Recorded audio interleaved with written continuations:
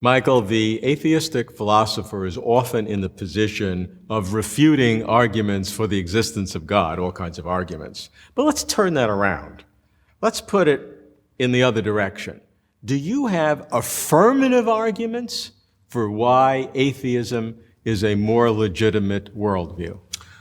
Yes, I think there are a number of arguments. There are four that I think are quite interesting.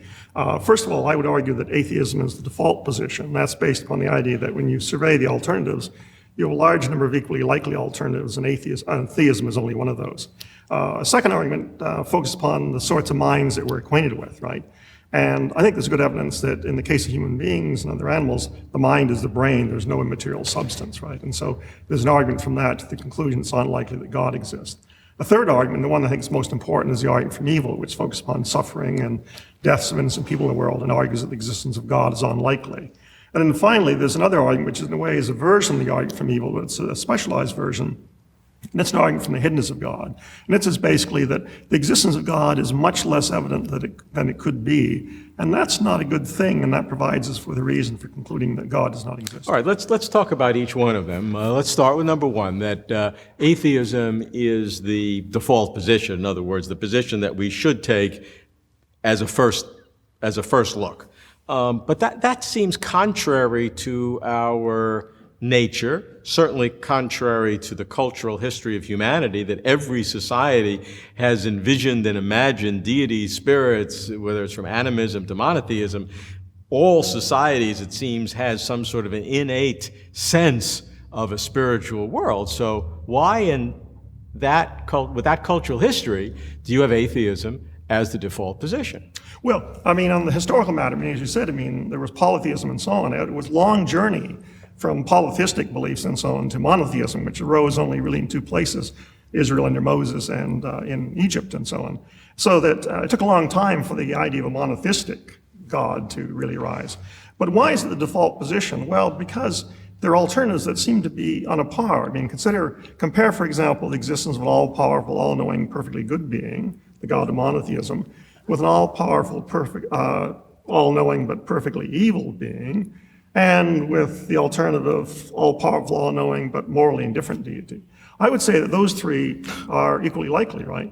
But if that's right, then you pick any one of them, the probability has to be no greater than 1/3, okay, right? Well, your assumption is that they're all equally likely. That's right, yes. That's a given assumption, and who knows? The innate sense that humanity has had is that, and maybe this is just a wishful hope, but nonetheless, it's an innate sense that the one that exists is the good one.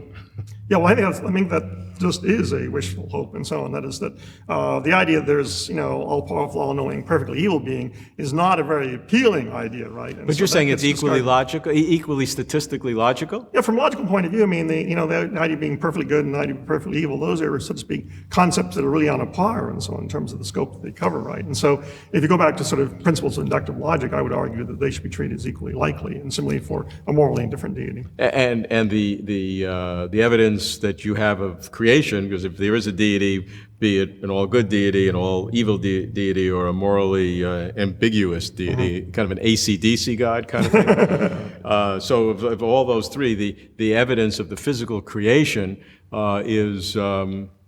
comes down where? Well, I think it comes down in terms of a morally indifferent deity. That is, if it's an omnipotent, omniscient one, you look at the world, it's very mixed. A number of great things, a number of very good things, a number of very bad things, and very bad actions, and so on. And so that it seems to me both the idea of a perfectly good deity and a perfectly evil deity are really very problematic, and you should think that there's a deity who doesn't really care about good and evil.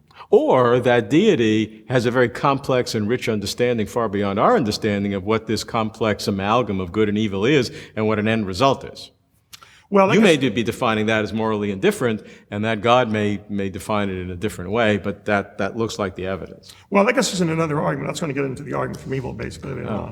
Okay, so that's argument number one. Argument number two is that the only kind of minds that we know, consciousness, humans mainly, maybe animal, are embodied within brains.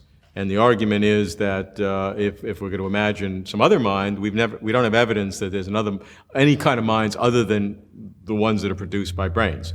You're not arguing that it's impossible to have a disembodied mind. We certainly all imagine that. That's certainly a logical possibility, and some people, believe it through spiritism or parapsychology or, a religious belief or all sorts of things. I mean, there's a lot of anecdotal evidence that all may be worthless, but you can't just dismiss the fact that there can't be a disembodied mind. Oh, I certainly think disembodied minds are possible and so on. I'm not a materialist myself, but I think it's very unlikely there are such things, and that's based upon various facts that we know. I mean, if a bullet goes through the head, it tends to have an effect upon one's thoughts and one's consciousness and so on.